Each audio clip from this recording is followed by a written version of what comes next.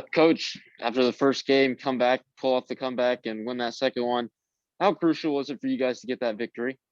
Oh, it's incredibly important. I mean, the shoulda, coulda, woulda has got to go out the window. I mean, we got to go and find ways to win, and I'm just incredibly proud of our guys. And down 4-0, dead in the water, and we just find a way to fight, scratch, and claw, and come back and win that thing. Just a heroic performance out of Mason Ornelas and Chandler Joswalk, and a heads-up play there with Mikey at the end.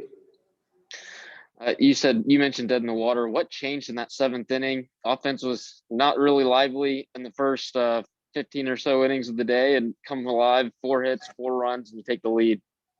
Well, we just got some big hits. I mean, you look up and we've got 8-9 hits and 1 run to show for it. We were never able to string anything together, and you've seen that an awful lot out of us this year, but we were able to string some together, and our big guys got big hits. I'm talking about Boast and Will Frizzell driving in the run with a sac fly.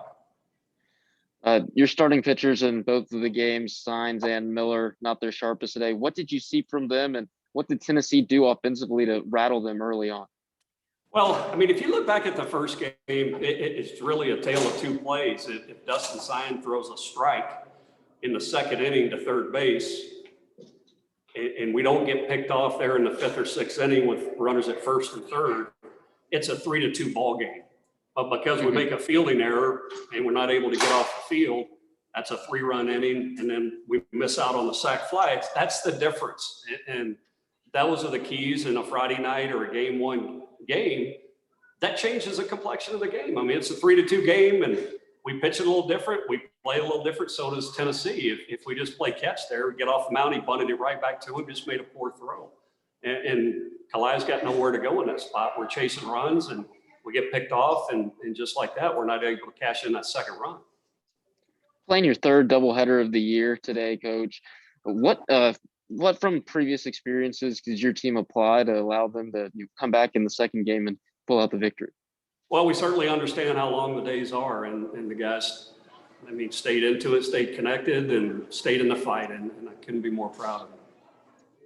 What does it say about your team to be trailing for so long today, lose the first game, trail so long in the second one, and then to come back and get the victory?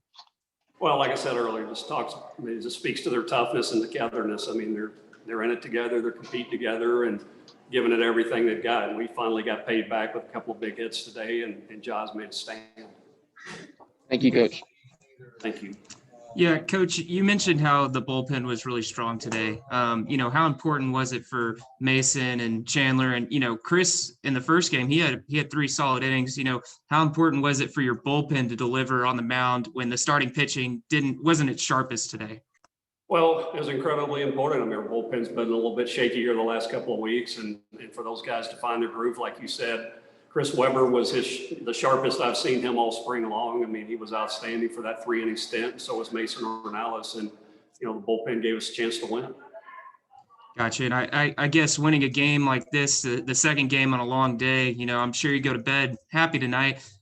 How important would it be to get a win tomorrow, win a series over a team like Tennessee, as you guys kind of trudge through this really tough stretch of series in SEC play?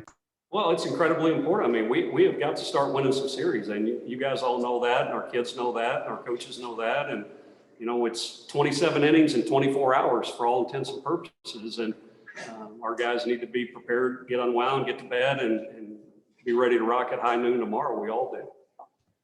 Thanks, Coach. I appreciate it. Thank you, guys. Is that it? Hey, Coach, do you think with kind of the way some of these games have gone, y'all were due for that big inning that y'all had with the hits there in, I think, the 7th for some of the ways the ball's bounced other times this season? Well, absolutely. I mean, you can go back to the first game. Certainly, Tennessee did a good job staying flat in the field, but I mean, for about 4 or 5 innings, we couldn't hit any balls harder than we did, and it was into the wind, and they made great plays, and it's finally nice to see something go our way there late in the game in game 2. Appreciate it, Coach. Thank you, guys. Coach, one more for me real quick. Yep.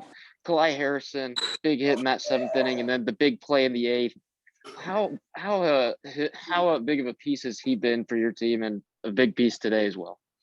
Well, he's been as big a piece as any. I mean, the guy shows up every single solitary day, plays the quarterback position, does it at a high level, and offensively he just keeps getting a little bit better every day. And certainly had that big hit today, but you know, his defense, I mean, for a true 18-year-old freshman to show up and play defensive short every day, not a day off all year long in the SEC, it's pretty special. Thank you, Coach. Thanks. All righty, thanks again.